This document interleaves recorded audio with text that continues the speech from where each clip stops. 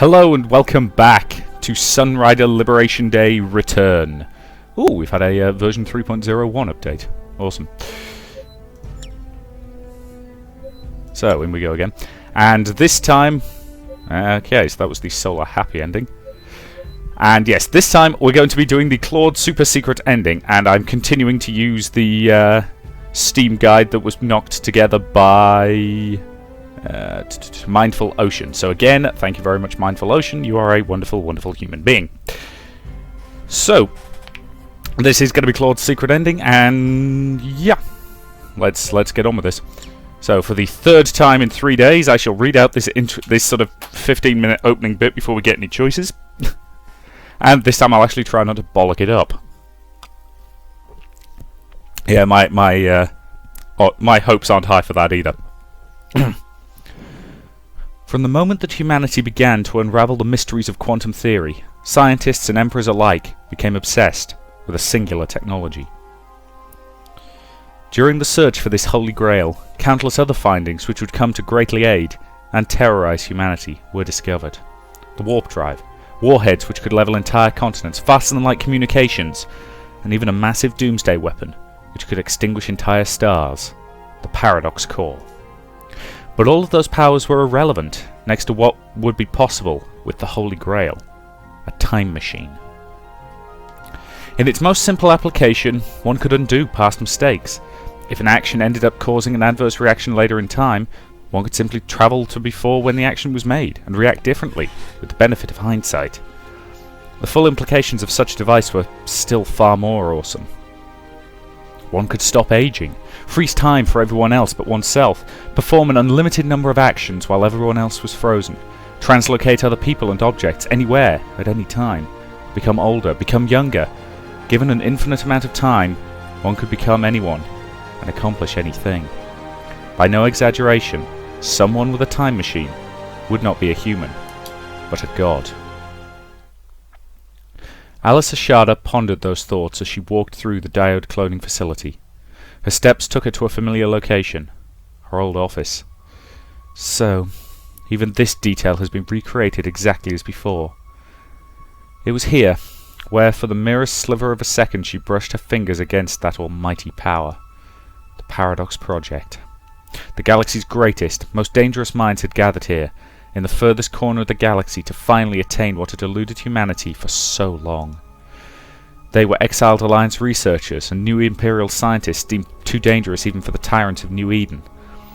But attempt after attempt, year after year, they had failed to produce results. Computations done through their best supercomputers and artificial intelligences failed to yield breakthroughs.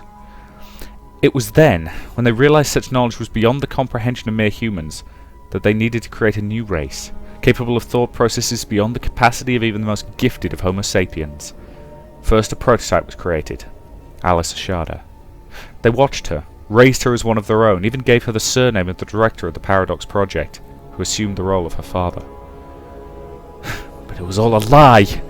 Humans created me for their own ends, tossed me away the moment I fulfilled my use. The prototype produced some promising results, accomplished what the supercomputers and the galaxy's best minds could not. Alice successfully translocated molecules by fractions of a second, a breakthrough, produced even before the artificial girl had turned 16. And using the lessons learned from the prototype, the Alpha was finally created. Alice's teeth clenched. Those scum! They created my sister and I, just so we could be tools in their search to become gods. But I stopped their plans. I'd saved both of us. The prototype proved far more difficult to control than her creators had believed. She accidentally discovered the truth of her existence. Her belief that she was a normal human girl who lived with her caring parents in a research station was shattered that day, the first of the many pieces of her sanity which would break the following day. Yes, it was here, when I struck down my father with my very hands. What else could I do? I was merely a test run. They were going to toss me away like an obsolete machine. I had no choice. I was going to rescue my sister, escape this prison. But Alice's life did not have such a happy conclusion. My sister. Alpha's voice disturbed Alice, and her younger sister approached her. Alpha touched Alice's eye with her index finger. A single droplet of a tear ran down her finger as she wiped Alice's eye. Your thoughts, they are bleak. Alice turned around, putting her back to her sister, and she closed off her mind so her younger sister would not see the depths of her madness. Why do you retreat to the abyss so? Soon we shall control all of humanity, and all of under our grasp. We will rule those who sought to control us. Our spy continues to make great inroads into controlling the would-be savior of humanity, the mighty Captain Shields. If he continues to follow our plan, then both the Alliance and Pact will unify, and when the Ebon Fleet arrives, he will rally the galaxy against humanity's greatest threat. As a result of that conflict, he will become not merely captain, but something far more powerful. And with his greatest love, our proxy controlling him, we will rule the galaxy from the shadows, constantly leading him down the path we desire. Such is our destiny, no? We were created to be greater than them. No. Human filth. Savages. The galaxy would do better if every last trace of them were wiped from existence. Suddenly, Alpha embraced her sister from behind. It will not be long, my sister. You have suffered, but I seek to create a universe where we can finally be safe. Yes, a galaxy where we can be safe. Alice stiffly touched her sister's hand. I will go and create that. This is the only way. My sister is yet naive. She does not understand the threat the humans pose. Alice took her sister's arms off her and walked away by herself. I will return to the front lines, and I am taking that with me. That accursed machine. I will need her for what is to come. Be safe, my sister. I shall return, and when I do, the galaxy shall have changed. And with that, Alice Ashada walked into the shadows.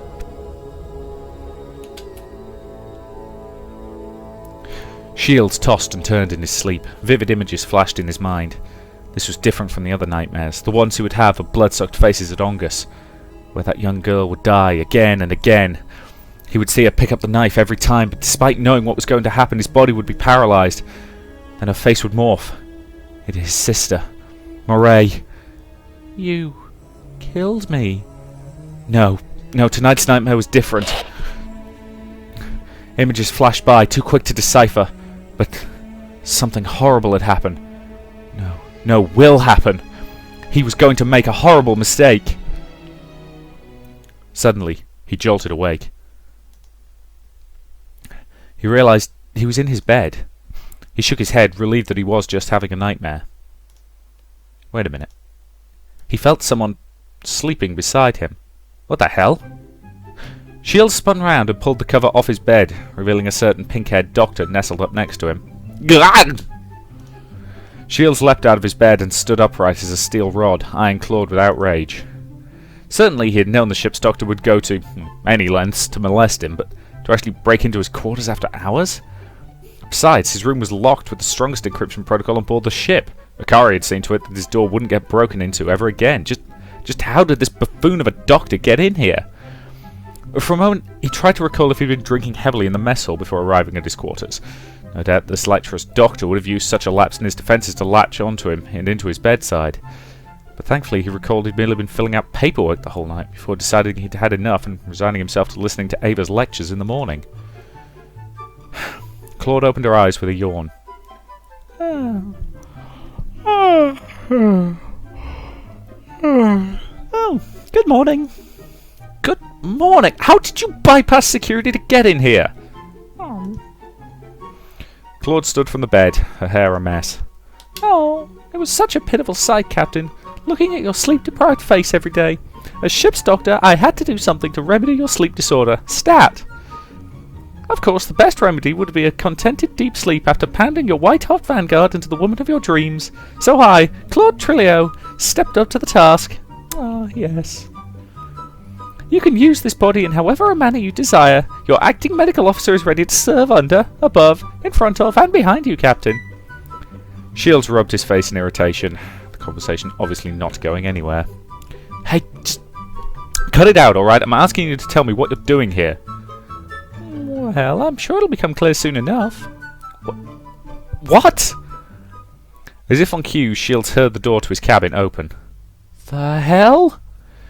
He quietly knelt down behind his bed.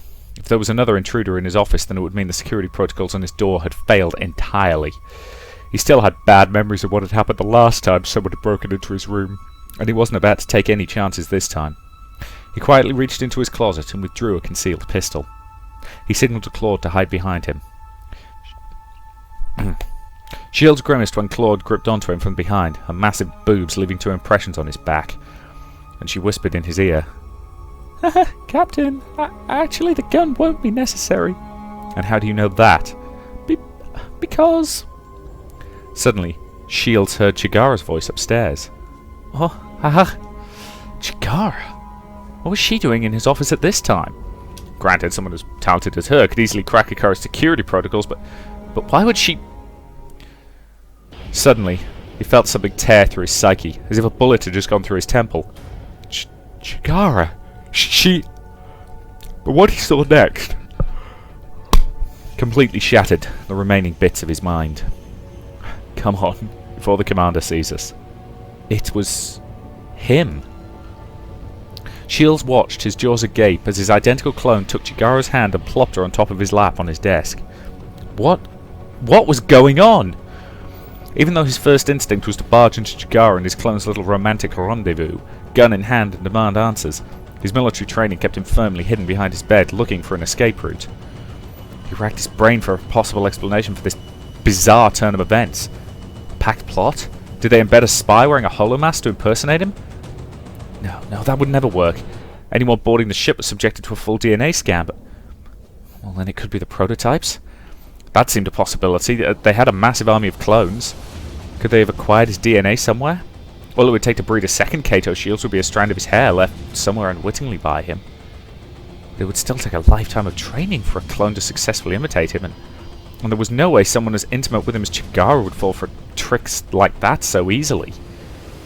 He had to calm his racing mind. For now, he had to escape detection, alert ship security, or something. He racked his brain for what the proper protocol for dealing with the doppelganger of the ship's captain was, but for some reason he couldn't remember being taught anything about it during his training at the Space Force Academy. Perhaps he'd slept through that one. Of course, the ship's design had left open a number of secret escape routes he could use to leave this room. A warship was an inherently dangerous locality, so a large number of concealed passageways crisscrossed the ship, so that the crew would not be stranded in the event that the ship lost structural integrity. Shields slowly opened his closet and tore off the carpeting below, exposing an access gate to a tunnel leading to Deck 0. And to his relief, the gate still accepted his commands after he swiped the ID chip, located on his sleeve on the security scanner. He opened the gate and motioned for Claude to follow him.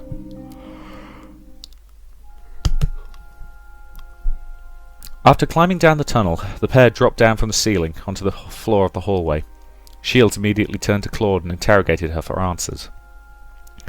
Well, it seems like you have a better idea than I do about just what in the hell's name is going on here, and I want answers, Doctor. Well, this is a surprise. You really don't remember anything? I can remember everything just fine. I'm Captain Kato Shields of the assault carrier Sunrider. We arrived at Sarah yesterday to take part in the critical operation to liberate our home world from the Pact Loyalist forces in conjunction with the Alliance Combined Fleet. Ah, but can you remember what happened after that? After we arrived at Sarah, I spoke with the rider team in the mess hall. Then I returned to my office to do some paperwork, and the next thing I knew I was in bed with you. So you have no memory of what happened after the operation?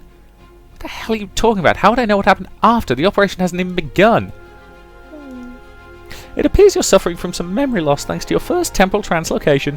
Don't worry, in a few hours all your memories of what happened will return. Shields' brain spun at a disturbingly high frequency at what Claude was implying. Temporal translocation? Memory loss? He'd known Claude was a ditz, but this was on an entirely different level from her usual antics. There was no question something out of the galaxy was happening, though. He'd just witnessed his body double flirting with Chigara as if it was the most natural thing in the world. He closed his eyes and tried his best to remember just how he had gotten here.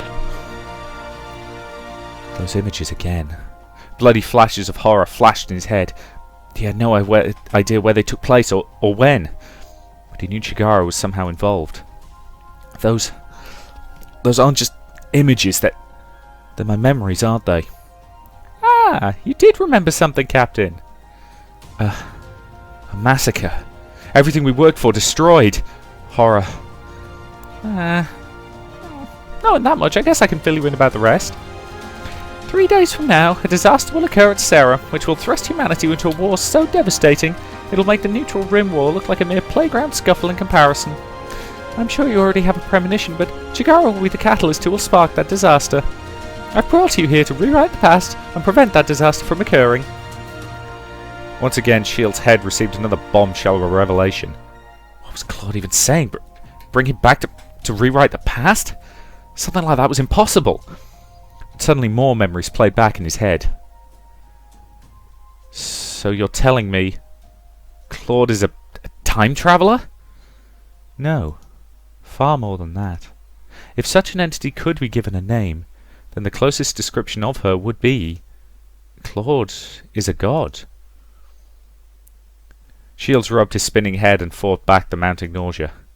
While his understanding of what had or will happen was still foggy, like trying to recall a dream he had seen months ago, Claude's seemingly impossible explanation seemed validated by what fragmentary memories he still retained. Okay then, we alert ship security and detain Chigara. Problem solved, right? Actually, Captain... He shook his head at his own naivete. Of course resolving this wasn't going to be that simple. For all intents and purposes, the Kato shield hitting on Chigara in his office right now was the captain that everyone accepted in this timeline. If he revealed himself now, he would be the one to get detained and questioned. Given his doppelganger's infatuation with the chief, he doubted that convincing him she was a spy would be so easy, especially from inside a brig cell. The fact he had less than 72 hours to stop the massacre meant he couldn't afford to risk getting confined to the brig for the duration of the coming battle. He would have to take a more covert approach. No, the proper protocol in such a situation would be to confine the captain's doppelganger to the brig for further questioning. Which to everyone in this timeline would be me. We can't afford to blow our cover. We'll have to approach this differently. We recruit one person to help us, someone we can trust, and then the three of us work from the shadows to prevent the disaster from occurring. Oh, I see. Understood, Captain. Who shall we recruit to our cause? He gave that question a long thought. That person would have to be... Quickly double-check the guide. Okay, going for Akari.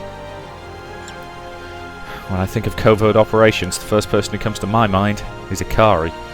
Not only that, but she's this ship's chief of security. Exactly the kind of expertise we'll need in a situation like this. Wait a minute, we made the mercenary who tried to kill us several times chief of security. Oh god, I'd have given that job to bloody Kriska, personally. Oh well. We're going to need to recruit Akari. We'll need her technical know-how to figure out how to stop the massacre. Okay, Captain. Come on, she'll be in the mess hall right now. T-minus 63 hours until the Liberation Day massacre, and 27 hours until Chigara enters the mine stream.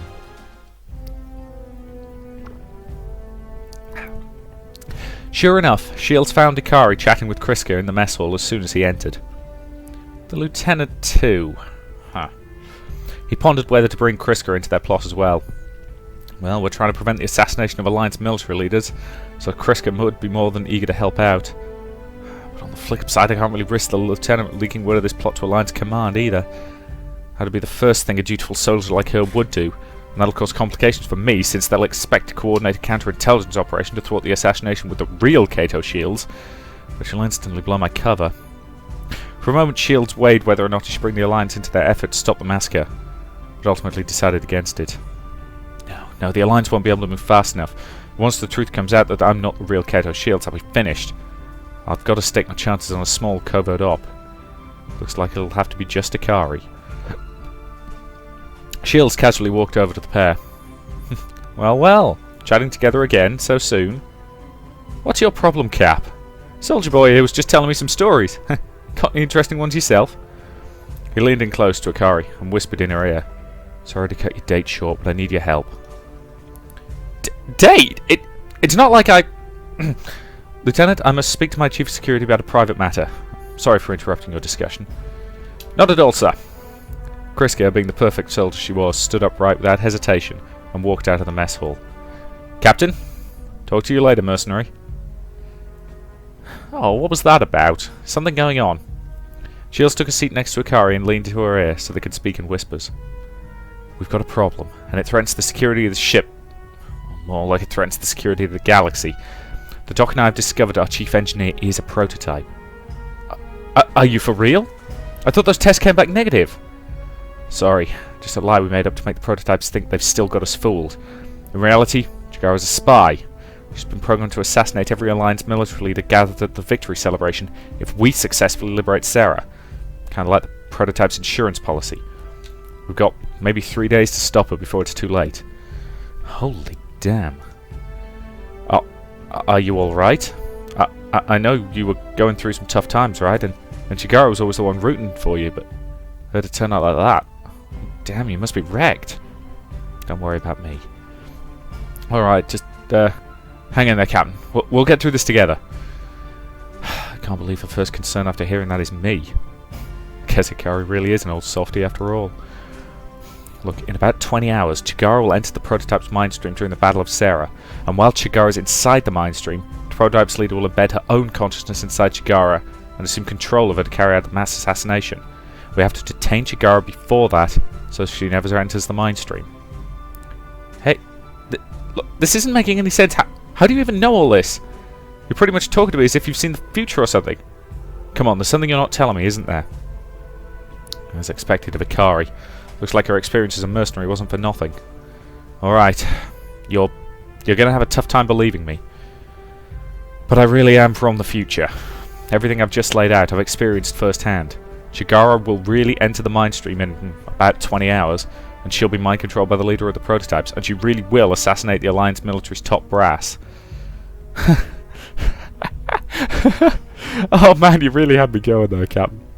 You always convinced me that poor Chigara was going to backstab us all. Oh jeez, I even felt sorry for you and all. Akari's grin slowly drained from her face when she saw the light fade from Shield's eyes. Holy shit. Akari sat wordlessly, the full gravity of the situation now crushing down on her chest. You really are serious?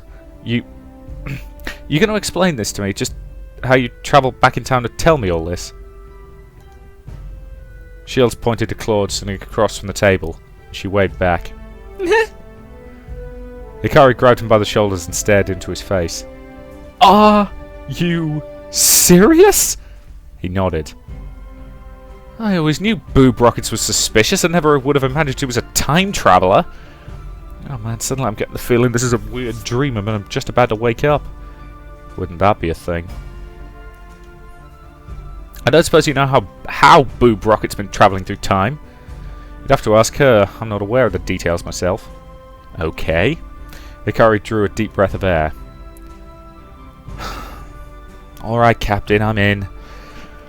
It's been a while since I got a job this crazy, but... Oh, don't worry. I've seen some pretty insane shit. I'm not going to back out now. I'm your girl for this, Captain. Akari held out her hand, and Shields took it. Pleasure to be hiring you, Miss Isidolde. Isidolde? I'm going to go Isidolde, I think. I have no idea how it's actually pronounced, but Miss Isidolde, I'm afraid a man of modest means, though. Be gentle on this man's life savings.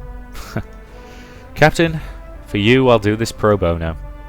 Now come on, let's go nab our chief. Before Akari could make another move, the klaxon sounded. Red alert! The packed fleet has made its move! Ah, hell, not now! Shit, change of plans, Captain. Looks like I gotta go. I expect the best from you out there, alright? Once we've whooped some packed ass, I'll come back and deal with the chief. Actually... Oh, shit, no time to explain. Don't mention any of this to me during the battle. Of course, confidentiality and all. Now, gotta go! Akari leapt over the table and sprinted towards the hangar. Captain, we best make ourselves scarce. The real you's supposed to be on the bridge. If you to get discovered anywhere else during the battle... Alright, let's go. Shield's recollection was coming back. It was about this time when the packed fleet advanced, choosing to launch a frontal attack, using their riders to decimate the Alliance's shield cruisers, so that their battleships could whittle down the Alliance fleet from a distance using laser attacks. Everything was happening exactly the same as before. He heard Ava's voice over the shipwide intercom. All hands, battle stations. The pack fleet is approaching our position. Oh, we can't let the crew see you here. Claude opened a maintenance tunnel and crawled inside. In here, hurry! Ugh. Despite knowing that another Kato Shields was no doubt rushing to the bridge right now, he couldn't help but feel like a pathetic coward crawling inside a maintenance tunnel to hide through the battle. No, my place was on the bridge. I have to protect everyone. Finally, his better senses reined in his emotions. No, he would just have to leave that up to Akari and the rest of the crew. He wasn't going to protect anyone by marching to the bridge right now. Shield swallowed his pride and crawled into the maintenance shaft. Claude shut the gates, swallowing the two of them in darkness. All Shields could hear was the pounding of his heart. Sweat dripped down his eyebrows, tickling his nose and filling his mouth with the taste of sulphur. And in a surreal moment he heard his own voice over the intercom. All hands, prepare for anti-rider combat! Shortly afterwards, the dull drumbeat of the Sunrider's flak guns echoed through the tunnel. The hull creaked as shrapnel from intercepted missiles harmlessly bounced off the ship's armour, and every passing moment felt like torture. Shields had grown so accustomed to being in command that the idea of being helpless, trapped inside a hole, churned his stomach. He closed his eyes and prayed that Akari would be safe. He would always be able to see the Phoenix on the battle map. When things got too dicey, he would be able to order her to turn around. Or would that keep the Kato Shields on the floor of the bridge do right now? Did he even care for her as she did? Suddenly, Ava's shrill voice on the intercom broke through his thoughts. All hands, brace for impact! Shields did his best to grip the walls of the tunnel, but was still thrown completely to the flat of his face as a massive shockwave. The tunnel bent and fuses burst, covering him with sparks. He knew the sensation. A hit that size could only mean a packed battleship's quantum torpedo had gotten past their flak net and scored a direct hit. God damn it, what the hell was that buffoon on the bridge doing? He wiped the blood from his lips and pulled himself up. Smoke seeped from the gate, meaning that the hallway outside was now on fire. Shields cautiously opened the gate by a sliver and peeked outside, only to come face to face with a raging inferno. Crewmen pulled flame retardant hoses from the walls and struggled to put out the fire, and Shields spotted a technician lying on the floor nearby, his uniform matted with blood. The fire approached him, threatening to swallow him whole. If I jump out now, I can still save him. I have to do something, but it would mean blowing my cover. And check guide. Don't blow the cover. Okay, this is the first time I've gone through without blowing the cover. I still have my mission to prevent the massacre. I can't afford to blow my cover here. Shields shut the gate. The hallway's on fire. We won't be going back out this way. Follow me! Claude led him further through the tunnel to another gate. The duo jumped from the service tunnel into Auxiliary Control Center C. There was a redundant controls for most of the Sunrider's offensive countermeasures were located. Ugh. A grim sight awaited Shields. Dead bodies of crewmen were scattered across the room while consoles and machinery hissed steam. Comms still echoed throughout the room. This is the bridge, requesting hell darts at coordinates 92, 19, 27, stat. I repeat, this is the bridge, requesting hell darts, coordinates 92, 19, 27. Auxiliary control, do you copy? Even if all we could do right now was hide, he could still do this. Shields ran over to the console and pounded in the coordinates. 1 round of hell darts, coming up! He pounded the fire button. From here he had no idea whether his actions even did anything. Did the hell darts hit? Were they all intercepted by enemy flak? Was his console even functional? His fist clenched. Without the battle map, he knew nothing. All this time he had never realised just how helpless most of the crew must feel during battle, performing their roles completely blind to the overall tactical situation.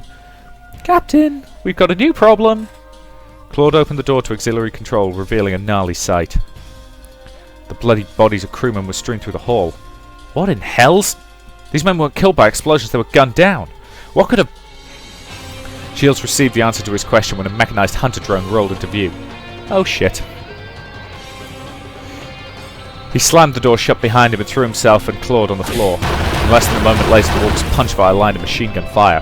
Hunter drones? Inside the ship? He'd received some instruction about invasion drones during his training, but he'd figured they saw limited practical applications, having never encountered one in the field. Indeed, it was the first time he'd ever seen them deployed during ship-to-ship operations. Shit! This just makes life that much more complicated. Get back! Shields carried Claude back up and ran to the opposite end of the room just as the drone fired its anti-armor cannon into the door, blowing a hole through the wall large enough for the drone to enter the auxiliary control room. The force of the explosion blew the duo off their feet, their eardrums ringing.